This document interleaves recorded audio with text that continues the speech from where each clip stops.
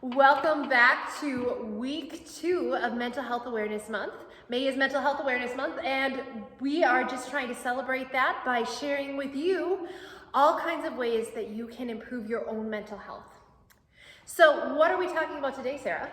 Today we are going to talk about sleep, because in both of our fields that we work in, we have recognized also that people have a hard time getting enough sleep. And that can be even harder when you're dealing with all these extra stresses that we're going through right now. So what are some benefits of sleep? So some different benefits there are to sleep is it improves your overall health, your heart health. It also fights off any type of infection. So that's really important now to keep our immune system boosted up, and helps us with concentration and reduces stress, depression, anxiety, and it helps us with our memory and making good decisions. Well, that all sounds great, and it's all stuff that we all want, but how do you really make that happen? That's what we want to tell you about today. So there's a whole field of study called sleep hygiene. We all know what hygiene is, but there's actually a way of getting really good sleep. And that's what sleep hygiene is all about. So some principles of sleep hygiene include things like putting away the screens 30 minutes before bedtime. What the screens do, Sarah, is... Well, they bring off this blue light that activates all those, your brain, and keeps you awake. Overstimulation, not a good thing at bedtime. So if you can put those screens away 30 minutes before bedtime, that's going to give you the best result of getting to sleep quickly, so you don't do a lot of tossing and turning and feeling like you're really frustrated because you're not getting to sleep.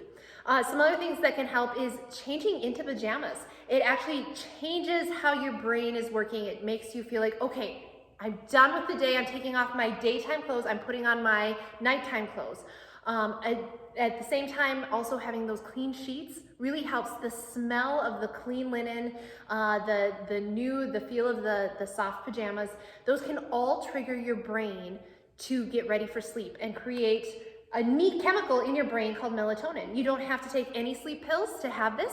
It's already, your brain is ready to make that when it gets these triggers. Some other ways are dimming the lights, or just completely turning them off if you're ready for that. But having dim lights about an hour to 30 minutes before bedtime throughout that whole time right before you go to sleep is really helpful.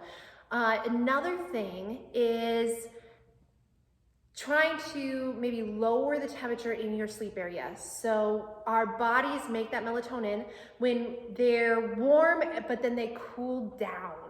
So if you can turn the air conditioner on, turn down the heat, maybe don't use quite as many blankets if that's what's going to help you.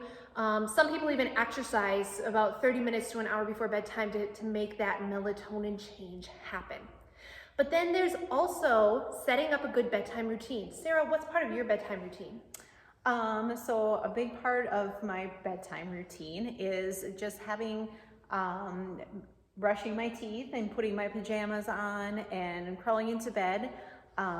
Routine kind of changes once in a while too, where sometimes I will pray, I might read a book. Other times, if I've had a stressful day, I'll maybe jot down like 3 good things to leave my mind on a positive note when I go to sleep. So the bedtime routine is also a way to trigger our bodies that it's time to make that melatonin so we can fall asleep. But I really like what you said about some of your practices at night. It sounds like they kind of help you relax a little bit. Right. Some of them even sound meditative. Yes. The neat thing about meditation is it makes all of the neurons in your brain go off at the same time, just like when you're in REM sleep. So meditation is super important at bedtime. Now, since we're in a church, we obviously can't skip praying. Is a wonderful way of meditating. One of the ways that we can pray is by just listing all the things that we're grateful for to God and thanking Him for it, or all the things that went right during your day. Mm-hmm.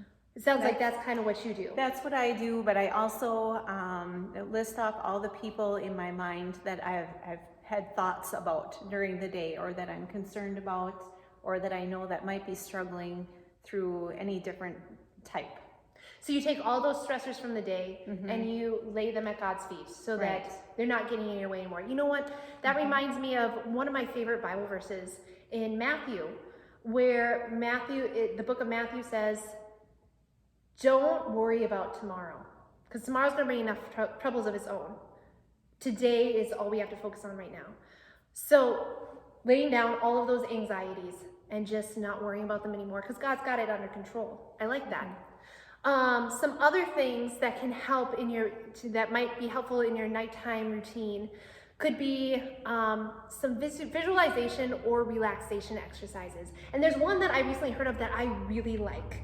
And I think it could just help us relax a little bit as we're falling off to sleep. So you get to you list 5 things that make you feel peaceful. So you start with any of your 5 senses, and you use a sentence kind of like this. I feel at peace when I see, it could be a lake, it could be a forest.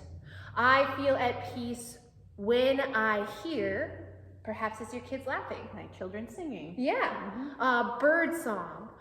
I feel at peace when I feel, for me it's a soft blanket, or maybe the sunshine. I feel at peace when I taste. And you can think of your favorite thing to taste. Chocolate. Oh, chocolate's a good one. I feel at peace when I smell. Could be baking bread, it could be a favorite flower. But if you take time to intentionally think about each of those things, it turns into a meditation exercise.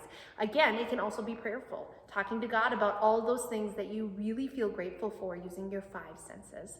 It can just be one more thing to kind of focus away from those anxieties and get your body ready for sleep. So we hope this has been helpful, and happy sleep.